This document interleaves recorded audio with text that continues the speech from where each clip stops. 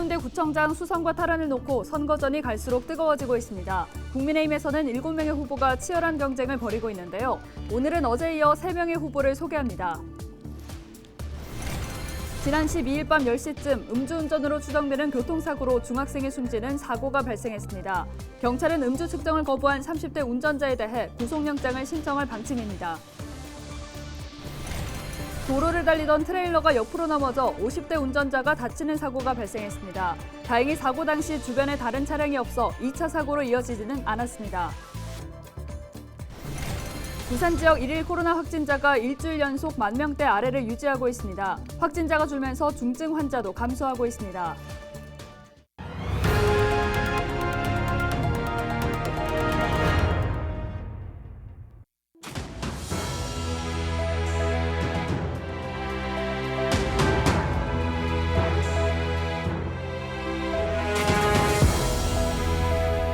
여러분 안녕하십니까? 헬로티비 부산 뉴스입니다. 해운대구청장 선거는 누가 뛸까?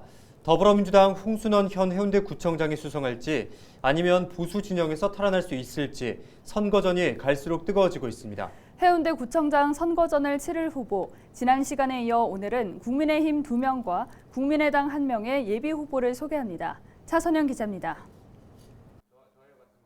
해운대구 의원 3선에 구의회 의장을 역임한 정성철 국민의힘 예비후보, 지역을 잘 아는 생활 정치인을 자처하는 정 후보는 주민들 삶의 질을 높이겠다며 출사표를 던졌습니다. 무엇보다 해운대의 미래 먹거리를 만드는 것이 중요하다며 4차 산업시대에 발맞춘 첨단 경제도시를 만들겠다는 각오입니다. 또한 굴뚝 없는 혁신 창업도시, 명품 교육도시, 문화예술도시, 보육도시를 주요 공약으로 내세우고 있습니다. 일자리가 최고의 복지다라는 말이 있습니다. 센텀 2지구 조기항공과 53사단 이전을 통해 해운대구를 4차 산업의 메카로 만들겠습니다. 젊은 인재를 육성하고 우리 지역의 젊은 인재가 떠나는 일이 없도록 노력하겠습니다.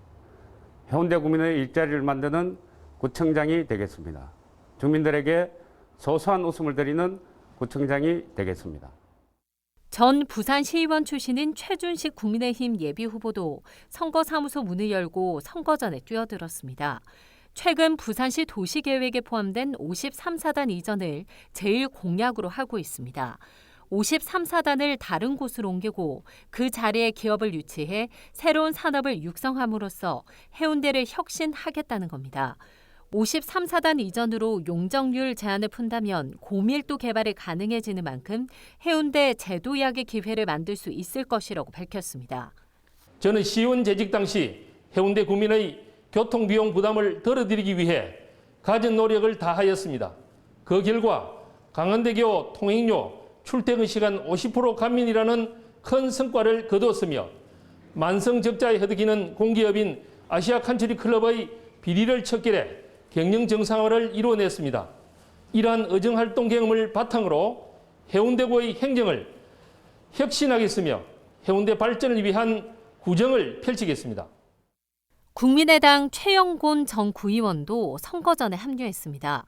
안철수 대표와 오랜 시간 동행한 최영곤 후보는 주민을 섬기는 구청장이 되겠다는 각오를 밝혔습니다.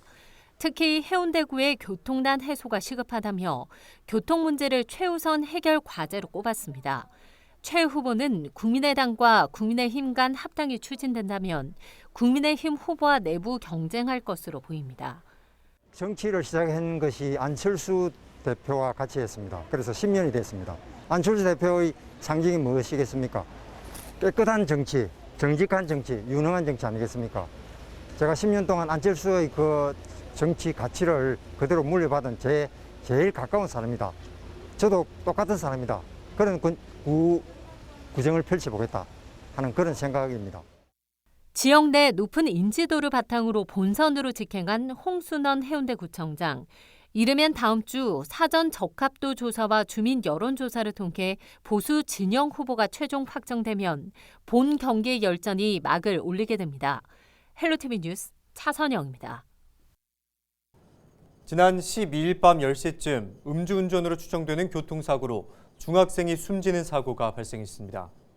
30대 운전자 A씨는 북구의 한 거리에서 차량 한 대를 들이받은 뒤 지나가던 중학교 3학년 B군을 치어 숨지게 한 혐의를 받고 있습니다.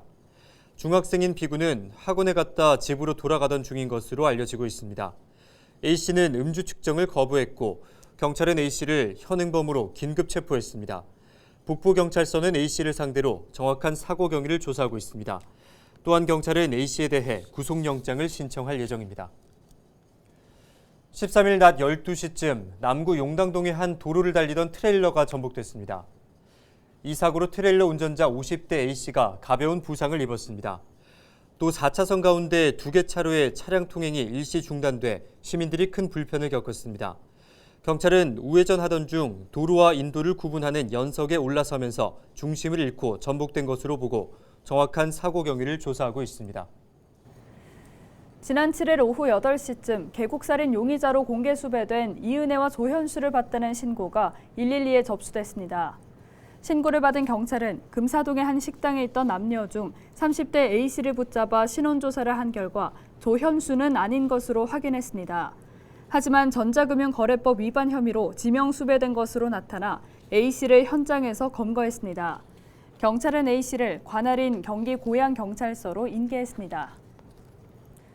13일 0시 기준 부산 지역 코로나19 신규 확진자는 6,300여 명으로 나타났습니다. 이에 따라 지난 6일 이후 7일 연속 4자릿수 확진자를 이어가고 있습니다.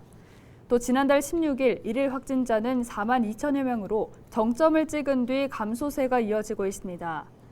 13일 0시 기준 위중증 환자는 67명으로 줄어 중증 치료병상 가동률도 61%로 감소했습니다.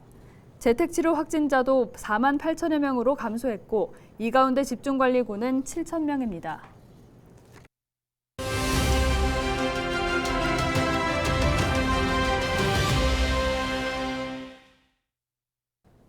문화활동으로 만들어진 가치가 뛰어난 사물을 문화재라고 합니다. 우리한테도 익숙한데요. 유형문화재, 무형문화재, 또 시도문화재 등등 많이들 들어보셨을 겁니다. 60년 동안 고수해온 문화재라는 명칭이 이제는 유산으로 바뀝니다. 이 문화재라는 말은 1962년 제정된 문화재보호법 제정 이후 널리 사용돼 왔는데요. 일본의 법률을 그대로 사용해 문화재라는 말이 재화의 성격이 강하고 자연물이나 명승, 또 사람을 문화재로 지칭하는 건 부적합하다는 지적이 있었습니다. 이 때문에 앞으로는 역사와 정신까지 아우르는 유산이라는 명칭이 쓰입니다. 국가무형문화재는 국가무형유산, 국가등록문화재는 국가등록유산, 시도문화재 자료는 시도문화유산자료 이렇게 명칭이 바뀝니다. 대신에 국가가 지정하는 국보와 보물 그리고 사적 등은 현재 명칭을 그대로 쓰기로 했습니다. 문화재청은 올해 안에 가칭 국가유산기본법을 제정한다는 계획인데요. 아무래도 기존에 써오던 이름을 바꾸는 일은 쉽지 않습니다. 익숙한 것과의 결별이기도 하기 때문인데요. 단순히 용어의 교체가 아니라 이 땅의 역사 문화 자원을 보호하고 후대에 온전히 물려주는 그 기반을 마련하는 작업도 뒤따라야겠습니다. 지금까지 데일리 브리핑이었습니다.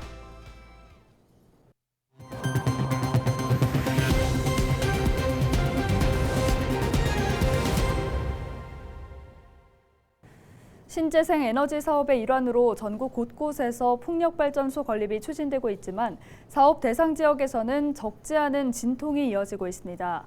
허가를 2번 받아야 하는 데다 주민과의 갈등이 커지면서 진행이 더딘 상태인데요. 보도에 서경 기자입니다.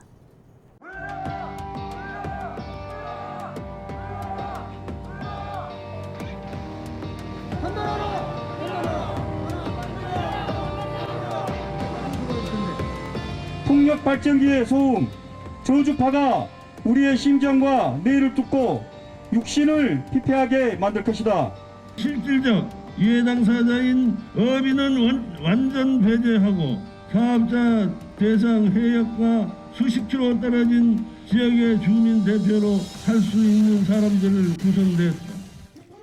주민과 농어민들은 사업에 대한 강한 불신을 드러냅니다. 동의 과정이 부족하고 민가와의 거리가 너무 가깝다는 겁니다.